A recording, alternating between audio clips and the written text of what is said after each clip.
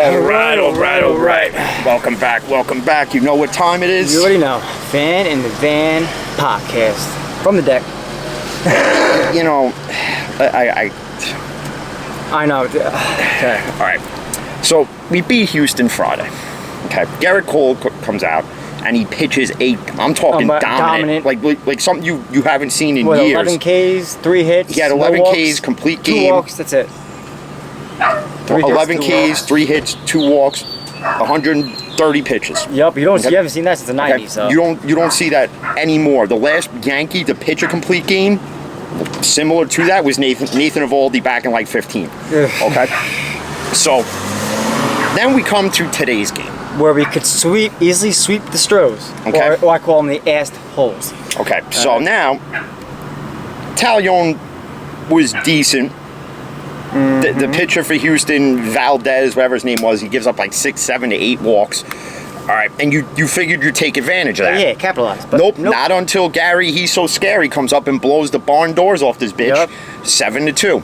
Here we go to the bottom of the ninth. Yep. 5-run lead. It's not that hard to hold this lead. Apparently for this Yankee bullpen, it is. Because Herman was trash. Chad Green gave it up. Chad Green just didn't have what Chad Green usually has. And this is the thing I can't stand about him. He's like, one day he's on, then he's completely off. And what's more annoying than anything is that after the game, so I go on Twitter, and everybody's posting rant videos. I get the frustration, but to say, get rid of Judge, get rid of Cole, get rid of the whole team. No. Listen, I get when we bashed them last week, I said no Yankee safe.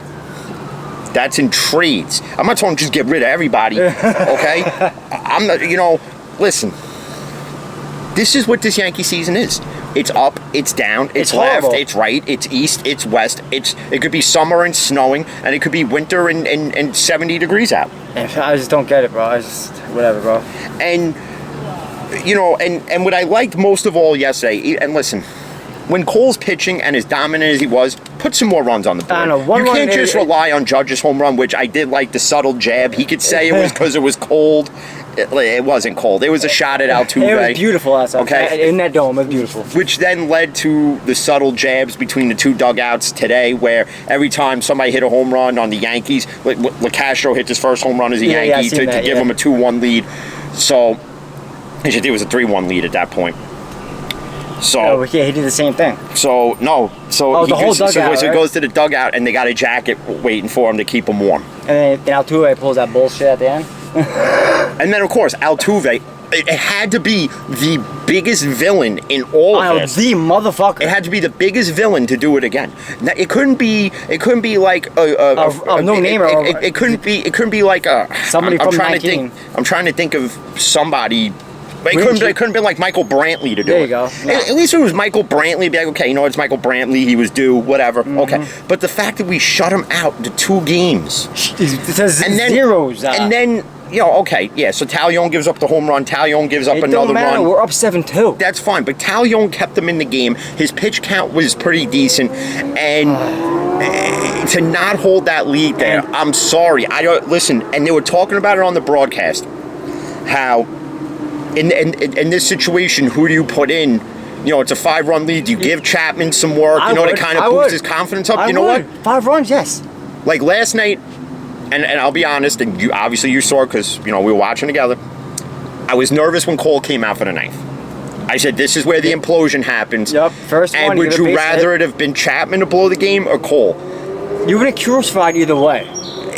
No matter which route Boone went, and let's say the opposite happens, and they blow the game. You're right. Boone gets crucified because it's like, why didn't you keep Cole in? Cole blows the game. Why didn't they put Chapman in? Well, that's what happened. Cole, the first pitch, base hit. Remember that? Then give up a walk. Then out comes Aaron Boone. I'll tell you something right now. Yo, Cole's like, hell no, I ain't going nowhere.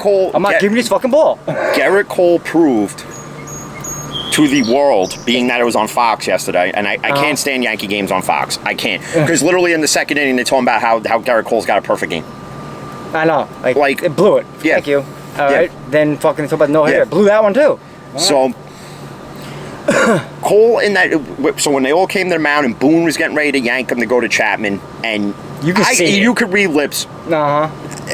Garrett Cole pretty much said, I ain't fucking leaving. He was like Leonardo DiCaprio in Wolf of Wall Street when he's like, I ain't fucking leaving.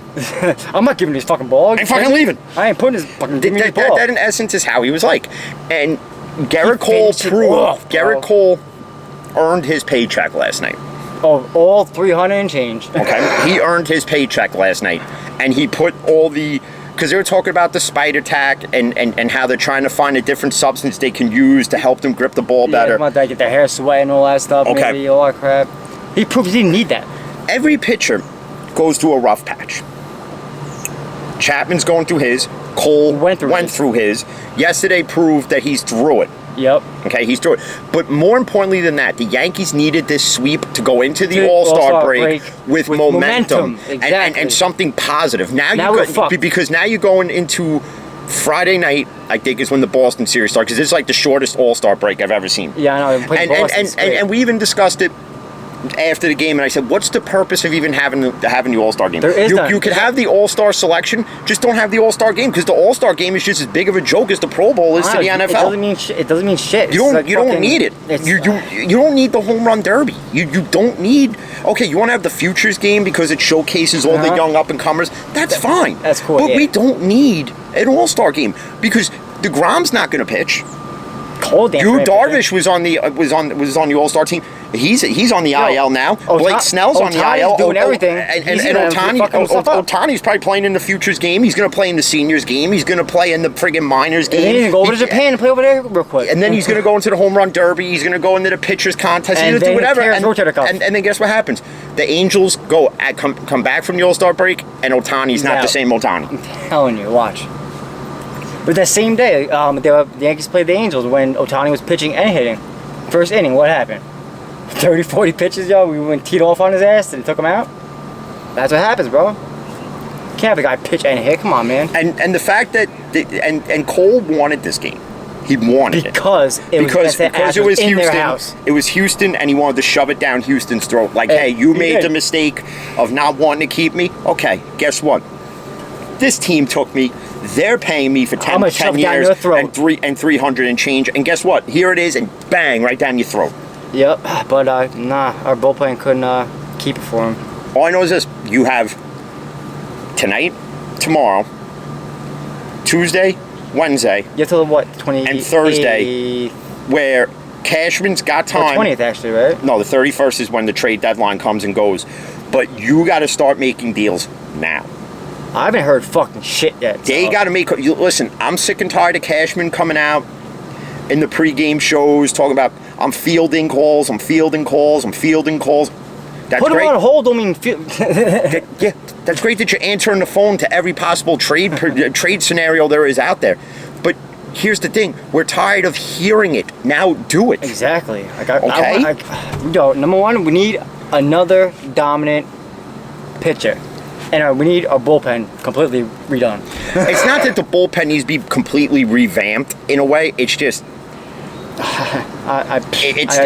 they do need another bullpen piece because you can't trot Chapman out there to close out every game. And I've been saying it, and I'll say it again. You need a two-closer system, which nobody ever does. But you need to do it. And the Yankees have it with Loaisiga if they really want to go that route. Even though he's on the COVID IL right now. But still, Loaisiga is the next one I would trust over a Herman coming out of the bullpen. Friggin' Herman looked like he had the deer in headlights look. Friggin' Chad Green, you don't know which one. It's like Jekyll and Hyde. It's like Mrs. Doubtfire, and then it's Robin Williams. I know. It's like Chad Green when he pitched game 1 against the Astros. It pitched those 9 outs.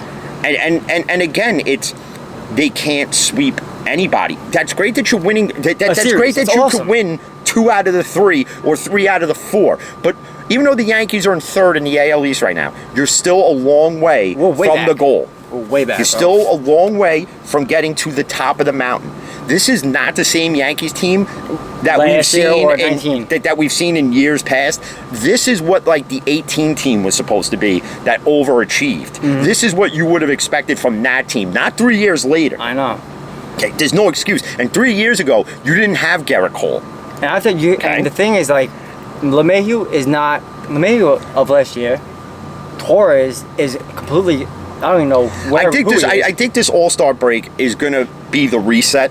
I hope Because I hope coming so. out of the All-Star break, this is how you got to look at it now. This is how you got to look at it. Because I'm going to talk everyone off the ledge, including myself here. Okay? Because trust me, I want to rant. I want to rage. I want to, but you know what? I want to break shit too. You know what? I just, what's it going to do? Coming out of the All-Star break, as far as I look at it, it's reset. Yeah. 0-0. Yep, 0-0. You have no wins, you have no losses. Yep. You go on the tear that they're capable of doing. Okay. Against Boston. You sweep Boston. Okay. You sweep Boston. First off, Boston, not only do you sweep them, you dominate them. Yes. Meaning when Cole's pitching, You one put up solo at least five one runs, solo at home least. run ain't gonna do it. Because again, with runners in scoring position, they couldn't do anything last night. But we then have all of a to sudden capitalize. today, they were able to do it in certain spots.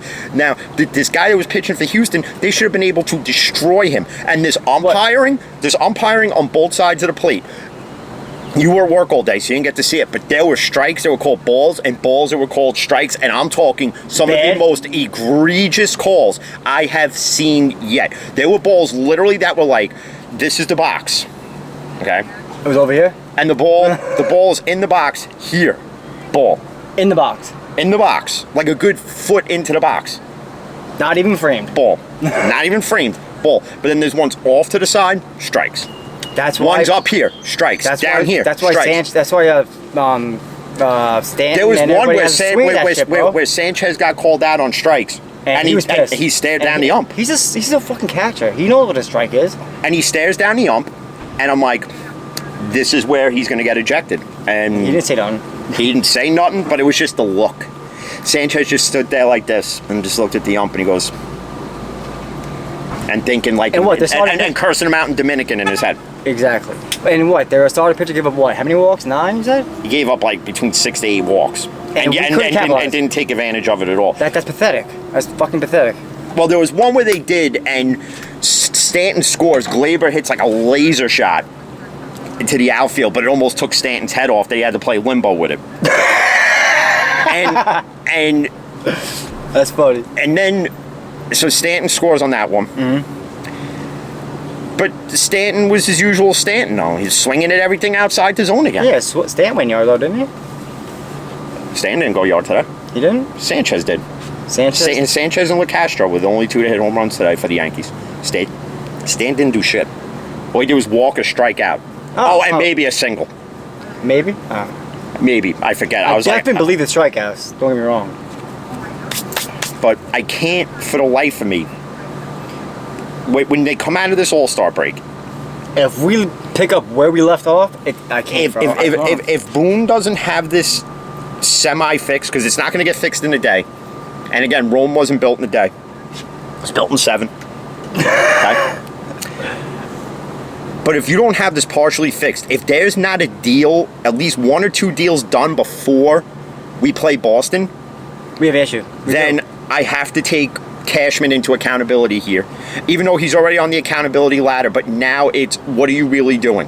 Nothing. Are you just listening and not really thinking, or are you just going through the motions like everybody else does in the world? Wake up, go to the bathroom, get ready for work, go to work, come home.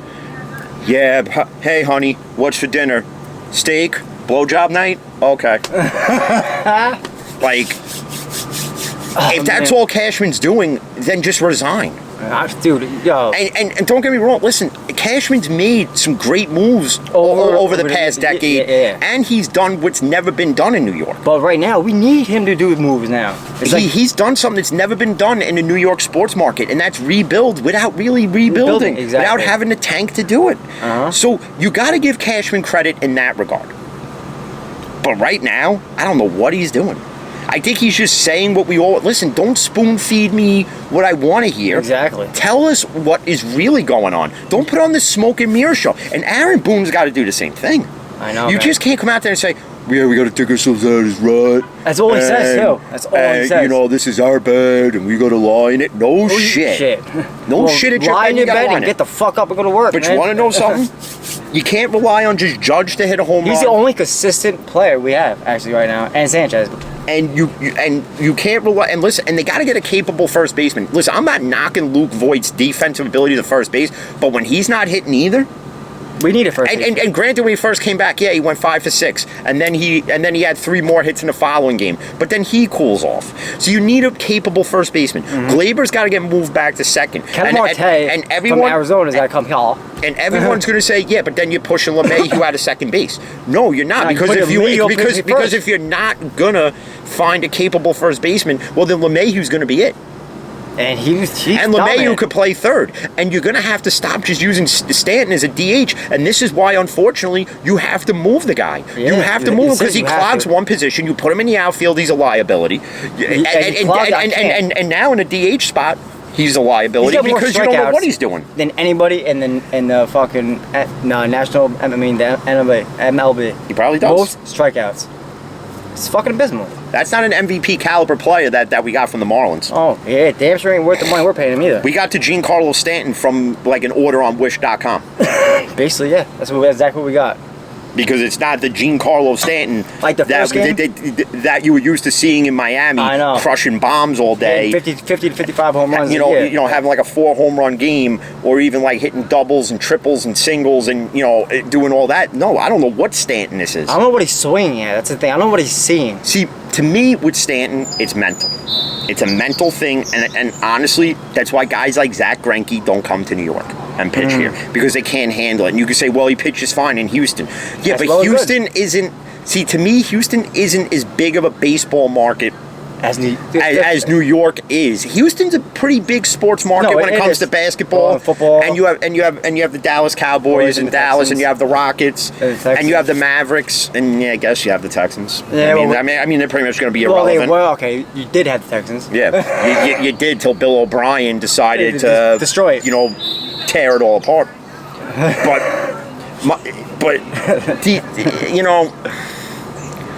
Yo, I don't even think I can get mad anymore. I'm just gonna laugh at it. It's just fucking hilarious. It's literally like, if you want to sit there and do your rant videos, you want to flip out like I have when it's come to the Rangers, when it's come to the Steeler haters, when it's come to pretty much anything that I feel passionate about. But there comes a point where it's like, I can't do it anymore. I know. I can't exert the energy anymore. So you know what? I'm just gonna sit back. I'm gonna smoke my big time Tommy cigars. I'm gonna drink my waters and do whatever. And I'm just gonna watch.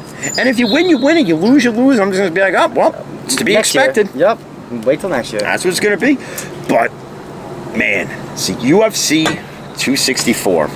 Poirier, McGregor. McGregor. If McGregor's ankle doesn't give out there, I think McGregor takes the fight. I think it goes to a decision. Yeah, but I don't know. And it would have ended the trilogy. So now they're gonna run it back again because of this. There's gonna be a quad, a 4. Yeah, it's gonna. Yeah. But then and it was funny because Rogan's interviewing Poirier. And they asked him about the ankle. He goes, oh, well, I think it was from when, he threw a kick and I checked it, whatever. Yeah. And then they go to McGregor. He's like, bollocks, it ain't from that. Bollocks, bollocks. And then he goes, your wife was in me DMs. And Dak Prescott was there. And he had a little PTSD. What do you mean? Well, when he saw McGregor's leg, the way that went, Dak Prescott was probably like, ooh, I remember that. No, Dax was different, bro. I seen that shit. Yeah, well, Dax was like back in place. Dax was like this. Bro, I seen him. He was like, snap. I'm like, oh. But and even that, all these people that come out on Twitter, Facebook, and you sit there and say, oh, it's about time McGregor shuts the fuck up and this, that, and the third. Listen, he'll never shut up. I don't see none of you keyboard warriors, armchair quarterbacks, fake ass GMs going out in an octagon and taking a beating the way the Weidmans of the world had, the Anderson Silvas, the Dan Severns, the Shamrocks, the Hoist Gracies, the Tank Abbotts, the Chuck Liddells, the Randy Couture's, the Brock Lesnar's, the Heath Herrings. Yep. Dare I go on? Okay? Dan Henderson. So do me a favor and shut up. Because you wouldn't say none of that shit if Conor McGregor on one good leg walked into a bar. You ain't saying none of that to his face because that man's knocking you the hell out. And then you know what he's going to do? Oh, I'm going to have myself a glass of Proper 12. Exactly. He's going to knock you out with one leg, too. Okay. But, if there is a 4th and McGregor wins, it's 2-2. You know it's got to be a 5th. I don't even consider that a win for Poirier last night. But I understand because the fight started. It went as long as it went in the first round. listen, I get all that, but I'm sorry, I can't constitute it as a win. I can't. UFC can all they want. Just like they constitute their stupid friggin' UFC rankings and then give 6 ranked guys bantamweight title shots. I don't understand that shit. Okay. Bro. It pissed me off. But for people to say that McGregor fell off, it's not a matter of that. It's just that Poirier improved from that first fight. Well, the first fight, it was he got hit in the back of the head, and that was a legal hit. I'm sorry. Okay. Just saying. I'm not trying to shit on Dustin Poirier. I haven't watched enough Poirier fights to even shit on him. But again, for everybody to sit there and run their mouths about McGregor, you let me know when you've gone up against one of the Diaz brothers. Oh yeah, you let me know when motherfuckers, bro. You let me know when you've stepped in a boxing ring with Floyd Mayweather. Till then, shut it. I'm sorry. Conor McGregor, like, all right, when he first came to the octagon, he was unstoppable. All right, everybody is. All right, Jose Aldo, basically the champ forever. What, the fight lasts like 20 seconds, knockout? 20 seconds, McGregor knocks him out. Boom, done. Then he goes and fights Nate Diaz. But for as talented of a fighter as McGregor is, every fighter has a gift and a curse. His curse is his mouth. His gift is quickness, bro. He's quick with that left. If he just stopped talking and just stuck to fighting, I understand, listen, you got to try to build up the pay-per-views, so you got to whatever. And it's not like WWE where it's scripted, where it's like, where Dana White's sitting there like Vince McMahon, and he's like, yeah. All right, guys, you're going to go out and you're going to say that he was in your wife's DMs. That's what I love about UFC, man. It's like all straight up, boom, boom. It's none of that. Like, a lot of these exchange, like even look when it was Cormier and John Jones. All the animosity, but when the fights ended, they were able to stand there and both be the bigger man, shake hands, give each other the respect that they deserve, and walk away. Okay. Do they still chirp to this day? You're damn right. Because one will open up their mouth and say something, the other one has to reply. John Jones, man, my favorite fighter, man, of all time, and I cannot wait till he goes against, what's his name? Fucking that big dude. Well, I don't like the fact that they're gonna have that Stipe automatically gets another title shot because against whoever wins against Ngannou versus Lewis. I'm not saying John Jones moving up to heavyweight automatically gives him a heavyweight title shot. He has to have like fight or two at least. He has to go through Lewis and Stipe. If you're gonna have Stipe as the next contender to the title, he's gotta go through Lewis first. Then have Jones versus Stipe. The winner of that gets the title shot. Yeah, where does that leave Derek Lewis? He's sitting in number 2. Derek Lewis is fighting Ngannou for the title. Oh, he is? Yeah. Oh. It's Ngannou versus Derek Lewis for the title. Okay, so and you're saying Stipe if gets the Ngannou winner. wins, you're saying okay. So obviously if Ngannou wins, he would fight the winner of Stipe versus Jones. Which Jones is going to win. And regardless of, and even if Derek Lewis were to do the unthinkable and beat Ngannou, he's getting his ass handed to him. Now, do I think Dana White in his head looks at certain guys and says you could be a marketable champion, like the way sports entertainment does it, where like they'll be like, you could be marketable, so we'll make you champion. But in UFC, it's like, okay, we'll put you in this opportunity, but you have to win. It's not scripted. It's not like Dana White's out there going, all right, you know what, Randy Couture, you're gonna take this punch and you're gonna pretend you got you a heavyweight champion, but Brock Lesnar's gonna beat you. Yeah. Yep. Like it wasn't like the Randy Couture like and the Chuck Liddell series, man, went back and forth. I remember that shit, man. You know, but to me, the most marketable person in UFC is John Jones. Hands down. It's John Jones. Take away the negative and all the negative bullshit that happened, the dirty piss tests, the coke possession charges, whatever else. And the one illegal elbow Take all that away. And if you put the heavyweight title on Jones, it's like the same as putting it on Cormier again, because Cormier is just as marketable. And both can do what a lot can't in UFC, and they can jump from light heavyweight to heavyweight and not have to cut that much. Yeah, and Jones, like his style of fighting is so versatile, it's crazy, bro. Like he fights in differently. See, like guys like a Mark Hunt, could never be a UFC champion because he's too small, but he has power. No, it's not that he's too small. It's he doesn't have that. He has a knockout power. I've seen him fight. It's not that. It's like in sports entertainment, you have to have that look. You have to have like that John Cena look, that Rock look. Like you have to be like that, like roided out looking guy in a way. John Jones when he gets down like this, ready to fight. Oh, I love that shit. And that's the way, like, I think Dana White looks at certain guys in UFC where he's like, well, you know what? I can market you, and I can market you. I can't market you. John Jones. Because it's all about revenue. It's all about bringing in money. That's what everything's about. And John Jones brings in a lot of money. That's right. And people questioned when Dana White brought in Brock Lesnar to UFC, and at the time Brock Lesnar was like his nickname was in WWE, the next big thing. He was the next big thing in UFC.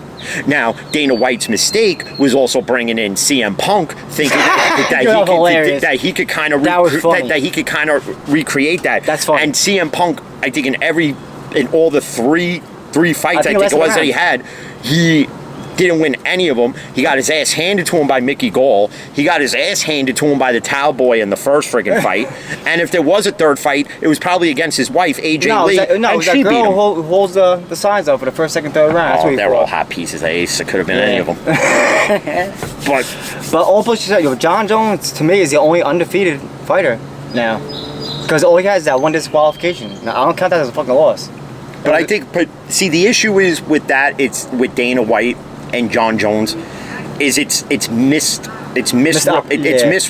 opportunities, one, and it's misreporting, two, and it's people saying things and putting things in Dana's ear and people putting things in Jones's ear when it comes to like money and shit. You know, where like everybody's saying that Jones is asking for $30 million to fight Ngannou. I'd never once heard John Jones come out and say he wants $30 million. And he came out and said it himself. And listen, obviously the champ's going to get a bigger purse going into the fight because he's the champ. So rightfully so. The guy going for the belt is going to get the lower end of the stick, unfortunately. But at the end of the day, though, John Jones is going to wind up making more than whoever he fights for the title because it's John Jones, and Dana White is probably be like, you know what? Especially if it's like a classic fight, like it goes 5 and then Jones lays out Ngannou in the 5th, like with, let's say, 2 seconds left, and all of a sudden just catches him with like a backhanded freaking or slap, elbow, whatever or it was. Or high kick or some shit. Okay. Then Jones will get all the money in the world. Dude, if he beats him, I don't know who could beat him. John Jones. Who knows? It'd be luck. That's the only thing I can see. But all I know is there was a lot of upset people. I would have been pissed if I ordered that pay-per-view last night, spent $70 just for McGregor Poirier, and to see that happen. I would have been royally pissed. And you could call your provider. You can call DirecTV, Dish Network, Optimum, Spectrum, Altice, whatever you got, wherever you live, and you ain't getting a motherfucking refund. No. That's why I guarantee. That's why I don't order them. The only UFC pay-per-views I'll order is when the card is fully stacked. I love that. Where from top to bottom, it's literally fights that you've wanted to see all year. Like if you had Nunes against Rose Namajunas. Yeah, she's the champ right now. If you had that type of fight with Ngannou versus John. See, but here's the thing. If you're gonna have Ngannou versus Lewis, this is what I would do because this would set it up perfectly. Okay. So you have Ngannou versus Derek Lewis on the same card as Stipe versus John Jones, because in one night we'll find out who the champ is and who's next, and your build-up starts right there because the challenger for the title can walk into the octagon the way Cormier called out Brock Lesnar, and all that build-up, and then it was nothing. Exactly. Yep. But I'll tell you something. When Brock Lesnar shoved Cormier that night, he flew him back how far? Like everybody else in the world, everybody expected the fight to happen. But Dana White didn't want to pay Brock Lesnar. That's where it came down to money. Well, Dana White's got to fucking get ahead of his ass and figure this shit the fuck out. See, Brock Lesnar's got to be one of the smartest people in the world of sports entertainment, and just alone in the world, because his name alone, he commands what comes in. Yeah. He sets the tone. Like literally, like in WWE, they made him a champ, and he barely had to wrestle. And you're supposed to defend the title every 30 days is one of the written rules in sports entertainment, professional wrestling, whatever we want to call it nowadays. And he would literally take the title, go home for 6 months, and then only appear on big pay-per-view cards like a Survivor Series, SummerSlam, and then drop it at WrestleMania or win it at WrestleMania. He dictated how his character was going to win. See, UFC isn't like that. Dana White isn't going to dictate how the fight goes. The two fighters in that octagon for those 3 to 5 minute rounds are going to dictate the outcome of these fights. Yeah, damn right. Yo, I don't know if you remember the first fight between Lesnar and Frank Mir when he had him against Keith pounding his face in, bro.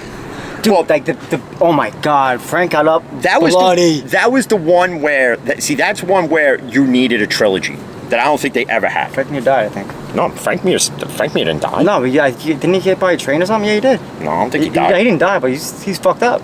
Regardless, he can still fight. No, bro. So what? Wheelchair UFC. No, but like in Lesnar's first fight and he lost, everybody said, "Oh yeah, you see, he can't fight in UFC." But Lesnar went in there overexcited, overconfident, and he ran himself into the mistake. Exactly. Notice when he fought Mir again, he didn't do it. Exactly, he didn't. Because the first fight, he went in there and he exhausted himself. Yeah.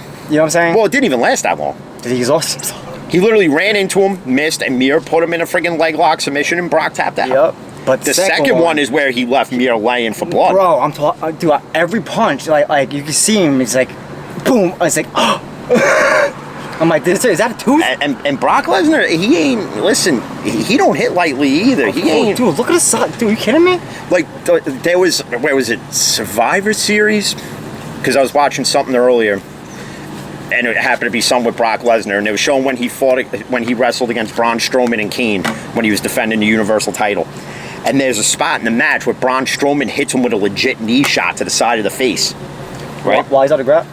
No, like Brock's kind of like this, and then it was supposed to be like, because it's scripted, so you really don't hit him. Yeah. Braun got overexcited and really hit him like with the meatiest part of his thigh to Brock's jawline.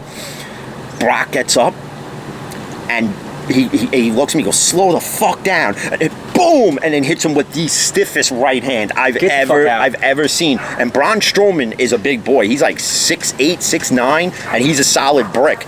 And even though he didn't put Braun on his ass, Braun was still shook from it. He was like, I mean, there was no ill will after it, but if Braun wanted some of that, he would have hit him. Braun back. Strowman would not have beaten Brock Lesnar. That's what I'm saying. If he wanted it, he would have. If you took Braun Strowman and put him against Brock Lesnar in UFC, Brock Lesnar wins every time. Yeah, it's a different element, and not many sports entertainment athletes can go into the world of UFC. So for people that knock Brock Lesnar and say, we know everything that they say about him, it's not easy to transition from a scripted soap opera to a real fight. It's very hard to do it. And Brock Lesnar had no MMA skills. No. Okay. He hits hard. And another guy who went and did it from WWE was Bobby Lashley. Not that he was like the most successful in it, but he was pretty decent at it. Dave Bautista's another guy that went and fought in CES where John Gotti Jr.'s kid fights in. Oh yeah. And he was pretty decent as an MMA fighter too. But it's not an easy thing to transition from, and everybody sits there and runs their mouth. Oh, I could do that. Go ahead, love to see you do it. Go ahead, try it. Guaranteed, 10 seconds. Your head's love to see you do broken. it. Do you realize how long it takes for a guy who has no Muay Thai skills to learn Muay Thai, Brazilian Jiu-Jitsu, Aikido, whatever the frig it is? You know how long it takes, dude? Like, they take their shin, bro, and they bang it against wood to stiffen that up. Now, that shit comes across the side of your head, and you never fought in the UFC before? Are you kidding me? It's off. Friggin', you can ask my dad how long it takes. He was taking karate for years when I was a kid. Really? Yeah. I forget what belt he wound up finishing with. I don't think it's a black belt, but he's high up there, I went though. all the way up to yellow, man. It's the second one. He's high up there. Went from white to yellow, baby. I got a black belt. It's in my shorts. I put it on, holds my shorts up. Can I say I'm a martial artist? I got a black belt. But to digress from UFC, because since we really didn't watch the pay-per-view. Let's talk about the NBA Finals a little bit. Well, yeah, Game 3 starts. Actually, Game 3 is already on now. Yeah, that's what I'm saying. And they were talking about it in the pregame show, and they asked that. So Stephen A. Smith asked Mike Wilbon, what does Milwaukee have to do, or in essence, what does Giannis have to do to get them to not be 3-0 Play as a team. And Michael Wilbon pretty much said, well, Middleton's got to step up. You have to have that sleeper player on the team that's going to step up and help Giannis carry the team. Can't do it because Giannis is putting up 35, 12 rebounds, and say 8, 9 assists. Okay, and he did that in games 1 and 2. He put up 31, I think, in game 1. He put up 35 in game 2. You can't expect him to just be the guy to win it for you. And he has a high percentage. If you're literally going to rely on one person to win. Marshall's And it's funny because somebody, I forget where I saw it, but they said the Bucks are the dumbest team in the NBA Finals. Because their coach isn't as intelligent as we all thought. And obviously so, because look at the team. Other than Giannis, nothing else is scaring me. I know. If I'm Devin Booker, Chris Paul, Ayton, and Miles Bridges, I'm looking at this Bucks team. I go, that's what we have to contend with. And when Giannis is on the court, they hold Phoenix to like a 33% shooting, a field goal percentage. When Giannis is off the court, it's double at 66. So what does that tell you? Brooke Lopez ain't shit. Yeah, Brooke Lopez is past his prime, and Brooke Lopez's best years are far behind him. You're damn right. And you know what else I read that I saw? What's up? Back in 07, if this happened, do you realize this changes the landscape of two people's careers? What? Kobe Bryant and LeBron. Back in 07, apparently there was a report that recently came out where LA was going to trade Kobe to Cleveland to get LeBron. Straight up Kobe for LeBron. Do you realize how that changes the landscape of everything of Kobe's career and his life, actually, and of LeBron's career? If you think about it. Well, I don't know if it changed. I don't think he would have moved. You know what I'm saying? I don't think. I think those tragic events still happen, but we don't know. You don't know exactly. But if this had happened, you pray that it doesn't happen. But at the end of the day, just picture what Cleveland would have been if they had Kobe. Oh, did they? And with that, And I think the Lakers would have lost out on that trade, and Cleveland would have won because you would have had Kobe, and then you would have had Kobe, Kyrie. Oh yeah, what, dude? And second of all, LeBron James and Cleveland would have more than one championship. Yep. And the Lakers would not have had those last two. They wouldn't have. They wouldn't have. Because I think if Kobe had went to Cleveland, and don't forget, Shaq was on one of those Cavalier teams too. Yep. So, if all three of those were together, it's a wrap. So if you had Kobe and Shaq in Cleveland, with Kyrie, you're pretty much replicating the Nets. You're pretty much replicating what Kobe and Shaq did in LA. Basically, yeah. I found that rather interesting when I read that, and to think, because it changes everything. It changes the dynamic. It changes basketball history forever. Because basically the record books are different. Kobe's mom mentality. He'll bring that right to Cleveland, and he'll make everybody in that team better. It changes the history of basketball for two superstars. Predominantly, it changes the history of the NBA. If that trade happened, LeBron never goes to Miami. Think about it. Is LeBron the LeBron that he has become? You got to think about that. Is Kobe going to Cleveland? Kobe's Kobe, no matter where he goes. I think Kobe would have been the same player he was. I think LeBron kind of would have. I don't think LeBron's still in the league if he went to LA. I don't think LeBron's longevity would have lasted as long. Why are you saying that? Because think of the years after Kobe left, and those shitty Laker teams that they had before LeBron came and before Anthony Davis. So you're saying you really think LeBron was gonna? You think really LeBron was gonna carry a Laker team with Jordan Hill on it, who's now in the Big Three? Yes, Jordan Hill, who played for the Knicks. That Jordan Hill. Really? Yes, that Jordan Hill. Okay. That Jordan Hill, who was a better college basketball player than he was in the NBA. I know. Okay. Now, Kobe still winds up being a Hall of Famer, even if he goes to Cleveland. But Cleveland doesn't get. But the thing is, Cleveland doesn't get. If you think about this, Cleveland might not wind up with Kyrie. Kyrie's future is altered too. Because Cleveland drafted Kyrie. I forget. He wasn't a number 1 pick, but I think they drafted him a little later in the first round because Cleveland's always managed to have the first pick and then like a middle of the road pick. If they're gonna trade it straight up, I don't see why they wouldn't have drafted him. Because then I think draft picks might have been included in it. Oh, I think you said straight up. It's boom boom. But what I'm saying is that where Kyrie landed in the year he got drafted, I don't think he lands in Cleveland. And you could have had LeBron and Kyrie in LA. Yeah, I got you. I'm following you now. And then think about also too, the whole NBA would be impacted by it. Yeah, Miami. That guys that weren't even drafted yet, their futures are already altered. Boston might not have winded up with a Jason Tatum, and Joel Embiid might not have been. If you go back to certain draft years of recent years and look at how many guys the 76ers passed up on, like they passed up on Devin Booker for Ben Simmons. I know. That's the biggest. They passed up on Ayton and got Joel Embiid. Picture Booker and Joel Embiid. Booker with Embiid in Philly. Philly is in the NBA Finals against let's say, Utah. Because Phoenix wouldn't be where Phoenix is without Devin Booker. Exactly. Because Chris Paul can't do it all. And sorry. Devin Booker is going to be a fucking star. What people don't realize is that before Kobe, when Kobe was in a way mentoring Devin Booker,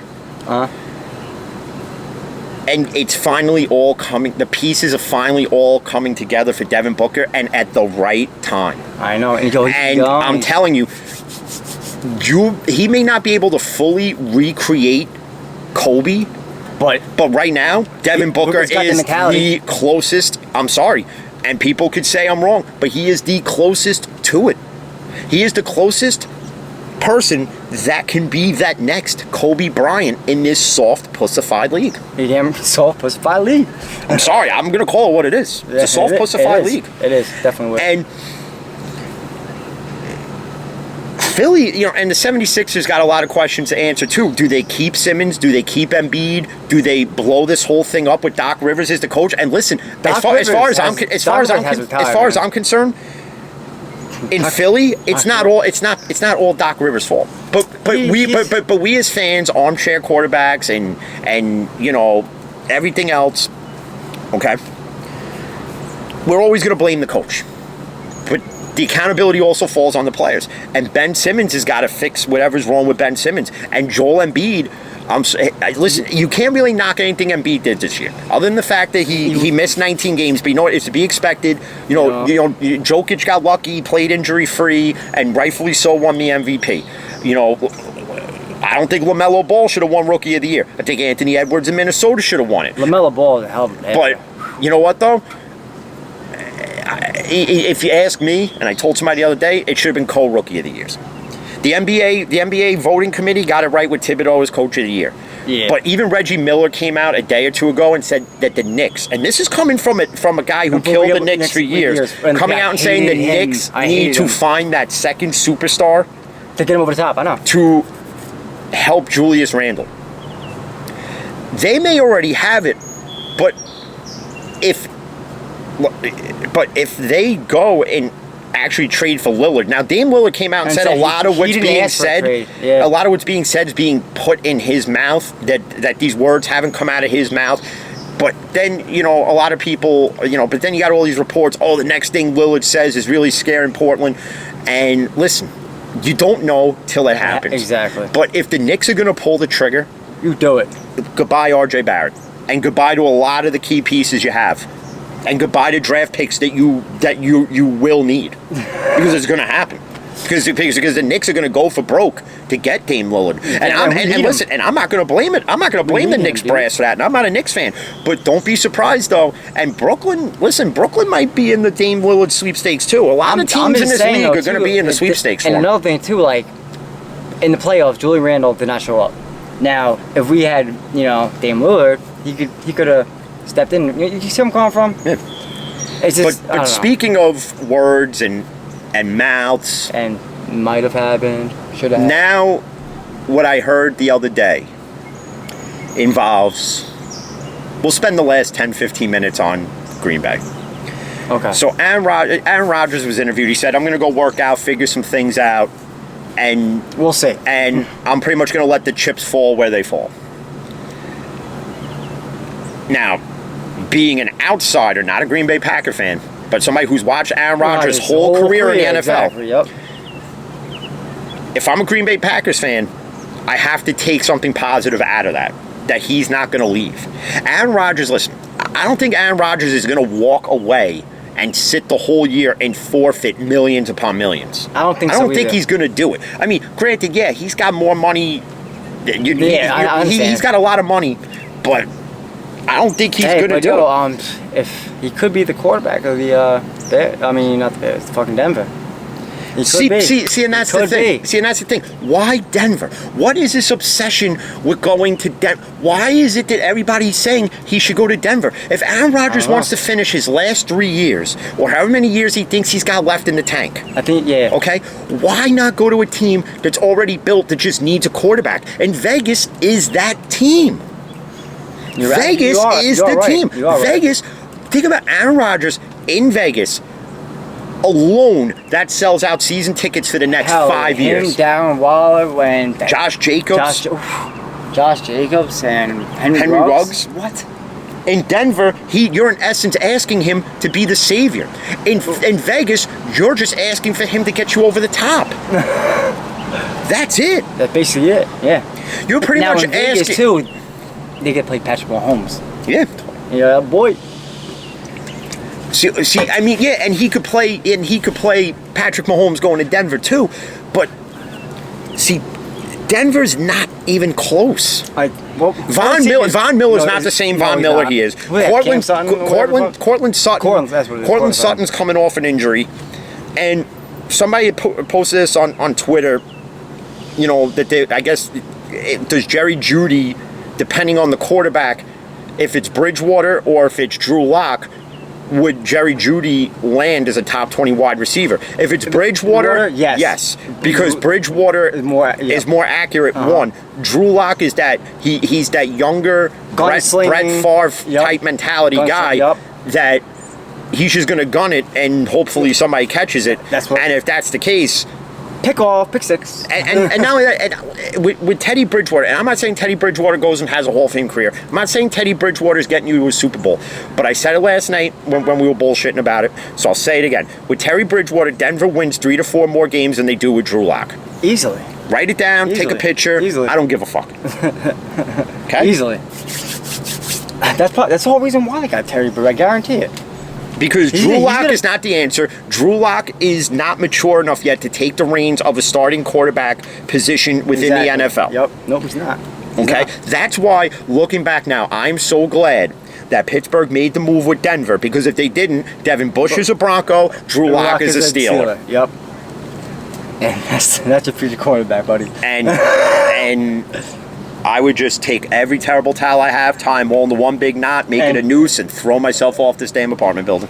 Yep, that'd be a terrible thing to say. Yeah, it really would. That's fucking hilarious. I'd be right up there with Myron Cope. But, you know, and... Yo, and about these didn't somebody come out with like the last 2 years of like Tom Brady and...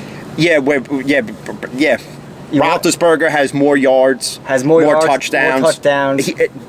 Ben Roethlisberger's last 2 healthy seasons compared to Brady's, Roethlisberger's got him beat in a lot of categories other than QB rating, where Brady's got him by 1%. So, again, for everybody who says that Roethlisberger's washed up, he was never that good of a quarterback. Again, when you come at me and tell me that Roethlisberger ain't shit, the Steelers ain't shit, listen, all I'm going to tell you is... him to the GOAT. All I'm going to tell you is this.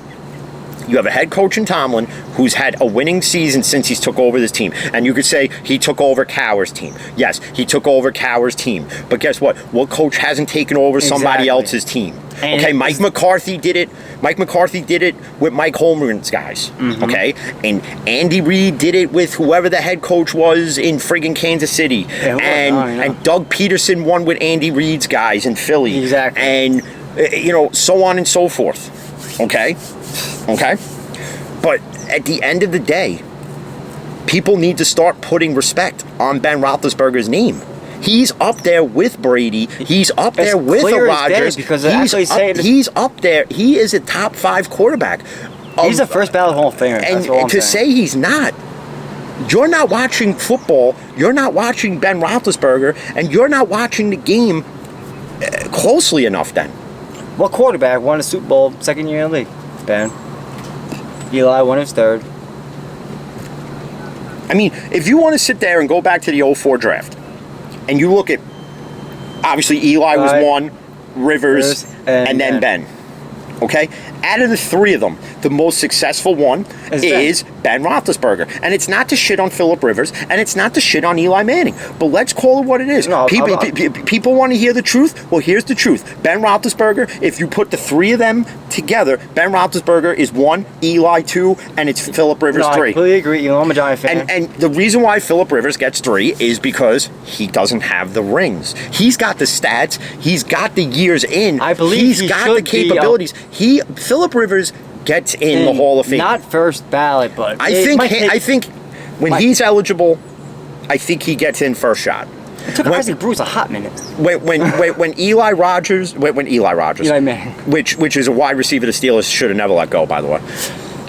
Eli Manning gets in first ballot, and the haters will say because of Peyton, because of this, because of that. Okay, no, it's because of his accolades. It's not because he's a Manning, and it's not. It's not just going to be because he beat Tom Brady twice. And it's not because of his. He has a 500 record. And Roethlisberger gets in first shot easily because of his accolades. The same way Brady's going to get in. Take away the 7 Super Bowls. Take away everything else. He still gets in. He's still got the accolades. He still gets in. Aaron Rodgers has 1 Super Bowl. Aaron Rodgers gets in first ballot. Drew Brees gets in first ballot. Hands down. Listen, I'm for one that, I don't, see people get mad when I defend Ben, but then I kind of like dump on, because if you're going to dump on Roethlisberger for times he's blown big games, so is Brady, so is Rodgers, so is Phillip Rivers, so is Eli, so is Peyton, so is Bradshaw, so is Marino, so is Joe Namath, so is Patrick Mahomes, Super Bowl, so is John Elway, so is friggin' Jeff Hostetler, Phil Simms. Wait, Jeff Hostetler actually won for us. Boomer Esiason, Kenny Anderson. Everybody, dude. Friggin' Drew Bledsoe, Josh Allen, friggin' Jim Kelly. Oh, Josh Allen. Not naming Lamar Jackson because he's not a quarterback. Josh Allen, man, he's gonna just getting started, dude. Josh Allen's going to be another one that goes to have a Hall of Fame career. And listen, Buffalo's going to lock that kid up. If they don't, he goes somewhere else. If Josh Allen goes to any other team, Buffalo is just done. You just go into non-existence. Them getting Diggs. Well, that was the best thing ever. Like their chemistry just clicked. See, Minnesota really screwed themselves. You would have had a trio with Justin Jefferson, Thielen, and Diggs. Oh my God. But Minnesota's issue is that you went and you spent $84 million on garbage. Kirk Cousins. You literally, it's like you got a quarterback on Wish. That's what you did.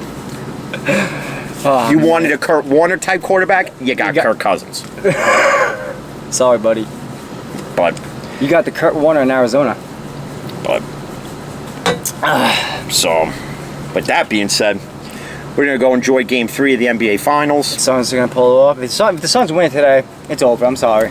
You could give me Milwaukee 7-1 at home with the 1 being the loss against Brooklyn. But it ain't gonna. And you could tell me, 7-1, so the Bucks will win Game 3 and 4, and then it goes back to Phoenix, and then back forth.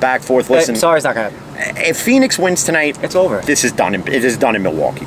It's done. Game 4, and it's done. Yeah, it's over. But we're gonna go and start watching it, and so you can check out all the audio podcasts on Spotify, Anchor. It's on Podbean now, I believe. Bullhorn, pretty much everywhere. The videos are on YouTube. And this is what annoys me with YouTube. With people like, oh, let's do a follow for follow. First off, let me explain this. If you're going to follow the Fan in the Van YouTube page, don't just follow it so you get a subscriber of me who doesn't unsubscribe from anybody's page. Okay, because I just don't have the time to sit there and go, unsubscribe. Oh, I subscribed, but guess what? Okay, you got your follower. Okay, then now I'm going to unsubscribe. No, don't do it. It's fucking retarded. Okay? If you're going to follow it, follow it. You don't, you don't. You want to watch? Watch. You want to listen? Listen. You don't? You don't. We're not going to sit here and beg. I'm not going to sit here and beg for you to listen. I enjoy it. Okay? I don't give a fuck. People ask, why did I start doing this? Because I like talking sports. I think I'm very knowledgeable. Like, look, you can ask my Uncle Joe. Every time I go to my Aunt Margaret's house, okay, all we do is talk sports, me and Uncle Joe. Okay, what do we do here? We talk sports 24/7. That Melissa probably wants to go in the bathroom and be a friggin' bulimic and vomit of all the sports we talk and watch.